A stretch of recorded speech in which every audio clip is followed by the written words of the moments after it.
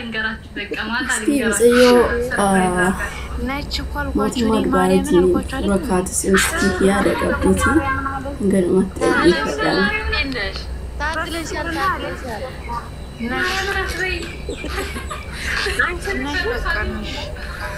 በቃ ለኝ ብላ ወስናለች ግን አይ ማርያም ናት ያው ዝም ብለሽ ነጭ በይ ይሻላል ግን ስራ ፈታዎች አሉ አይደለም እነሱ ለምን ስራ እንትን ምን ብለሽ መናገር አለብሽ አንቺ አጠገብሽ ካለ ሰው እሺ ማርያም ይቅር ይበለኛ ማርያም ትቅር ይተለኛለች ግን ሳይስተጉንጭሽ እንዴት ስትይ ከዚህም ስትወይ እስቲ ሳቀበይ የኮራፋ ናት ረንደም መባን ይቅር ትበለኝ ግን ራሷ ናት እናትሽን ነው አይኗ ብቻ ነው የተለየብኝ እዛ ጋር ትንሽ ያነሳለ እዚህ ጋር ጎራል እኮ ይሄድሽ ፊው ታሪክ እጋ ሐኩማ እገተኒ ምጽዮንቱኒ namoota baay'een suura ishii maxxansanii namoota hedduun bakka baay'eetti beekamee akkasumas immoo akka challenge wayitti jechuudha. Ashumar kafuni hordoftoota kabajamtoota kiyya nagaatu dursa jalqaba irratti nagaan waaqessinii faawayatu jecha egaa akkuma beekamu mijattii tana hundumti keessanuu argitanii ni beektu akka challenge-tti jechuudha. Mucayyoon tuni mana mootummaa biyya Dubaay mana isaa ka hojjettedha jechuudha. Yaa ta'u malee mucattiin tuni akkuma argaa jirtanii yaada bareedaadha. Nama baay'eetti gaafii ta'ee ni bakka baay'eetti beekamaa ta'ee suurri kun jaallatama ta'ee miidiyaa hundumarratti suuraa ture jechuudha. Egaa isheenis immoo beektanii dhugaa dubbachuuf ndawum ani akka ani eegee miti mucayyoon akkuma argitan ortodoksiidha. Baay'ee nama jaallatamuu fi baay'ee nama kan kabajaniidha jettee dhugaa dubbachuuf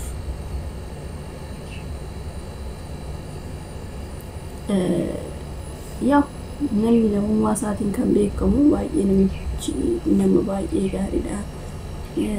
warreen Dubaay keessa jiraatan yaw qaamni beektuun dhageessusi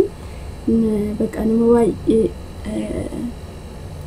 dhugaa dubbachuuf akka biyya biraatii miti namtichi kun baay'ee tokko namaaf kan yaadu akkasumas immoo yeroo ijoollee ala hojjetan illee gara biyyaatti galchine jedhanii turanii naannoo jaalamaa kennee ture isaan booda immoo deebi'ee ittuma qaxxalee fi deebi'ee immoo hin dhiifame jechuudha. Karaa kaaniin wal egaa akkuma beekamu mucattiin yeroo ammaa kanatti mana isaanii kan jirtu waggaa dheeraaf kan turtedha. Baay'ee nama amala qabanidha. Inni beektu Araboonni sitti dhiyaatanii tokkoon isaanii biyya kamiyyuu taate jechuudha. Isaan garuu ilaalaa dhugaa dubbachuuf jaalala bakka jaalalli isaan namaaf qaban addaadha jettee mucayyoon liibirraa jechuun liibirratti dhaggeeffadhe waan ture waan ajaa'ibaati jechuudha. Namoonni isaanii bakka hundi isaaniitu iyyuu nama baay'ee kabajamaa baay'ee nama kabajaniidha jettee nama kamiifiyyuu akka barumsa ta'uuf namni tokko amala qabaannan isheen tun immoo waggaa baay'ee mana isaanii hojjedhe jettee sararaatanyota hedduutu jira. እንግዲህ በቃ እየተኮን ኑላሉ በቃ ዱጋድ ብቻ ባየት እኮ ዋና ጃይባቲ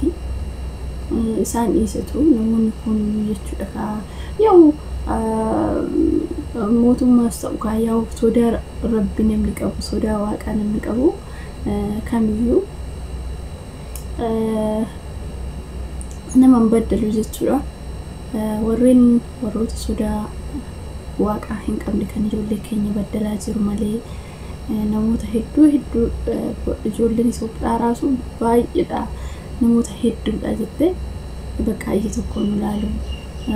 yoo waan haddanuu kennan wal nuun dabarsanii jettee እንግዲህ isheen tun immoo sadaatiidha bakka ani ati hojii keetitti goobazii taanaan namni kamiyyuu sin jibbu suurri kun beekamee miidiyaa hundarratti jechuudha. wantoota namoonni tokko jedhan immoo barreeffamaan illee amaariffaan illee kan jedhan inni sobaadha jettee waa baay'eedha jechuudha kan isheen eenyu jettee sagaleen sirriitti namoonni baay'een waan jalaayyaniif sagalee ishee sirriitti naxxaafaani malee baay'ee takkan dhaggeeffadhan jiruun tiktokii kan qabduudha. Inni fayyadamtiin hojjettee akkuma argaa jirtan dhugaa dubbachuu mana namatu nama mana arabaatu jirtu hin fakkaattu akkuma argaa jirtan akka firii ta'eetu hojjedha jettee namoota amala qaban namoota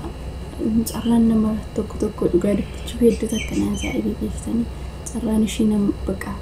beektanii waan gaariidha. Carraa argachuu akkanaa kana argachuun carroomudha maaliifi dhugaa dubbachuuf namoota akkanaa namoota kanaaf maal jechuu barbaadetanii waan ajandaalee miti baqa beektanii suurri ishii miidiyaa irratti beekamee baqa namoonni dhugaa dubbachuuf poostii hin godhin hin jiru yookiin suura kanaa ergaa turee jettee kan tureedha kan gadi baasanii jette ani waan mana ajandaan ta'u natti hin fakkaanne jette kin mee biyya ormaa dhiisatoo biyyuma keenya keessattuu yoo mangis mootummaan keenya yoo ammam uummata isaatiif kabaja qaba ilaala inni immoo hojjettu jechuun ilaala kanaafuu dhugaa dubbachuuf namni kamiyyuu waaqa biratti namni waaqayyoon beeku dhugaa dubbachuuf inni ani baay'ee tokko kan nama sagganadhu yookiin immoo anaaf godhee osoo hin taane uummata isaatiif ammam mootummaan kuni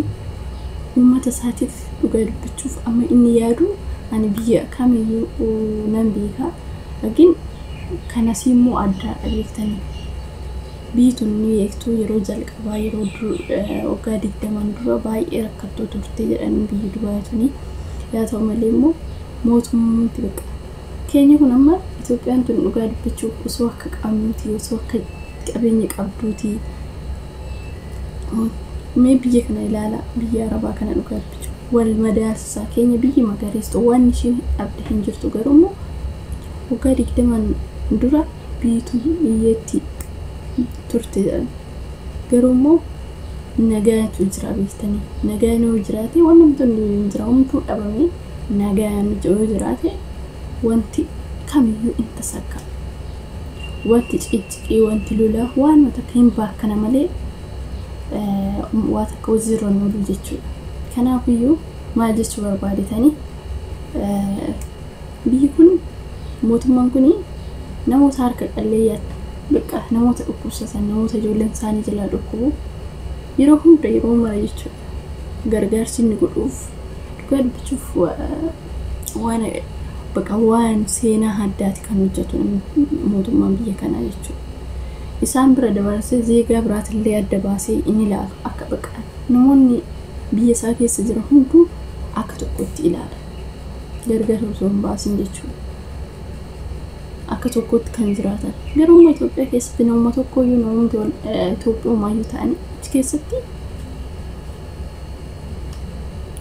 waan nama garraamu waan nama gaddisiisudha jechuudhaan biyya keenyaa suni innaa kanas niin jedhaa mucattiin mukkaatti nama tiktokii qabduudha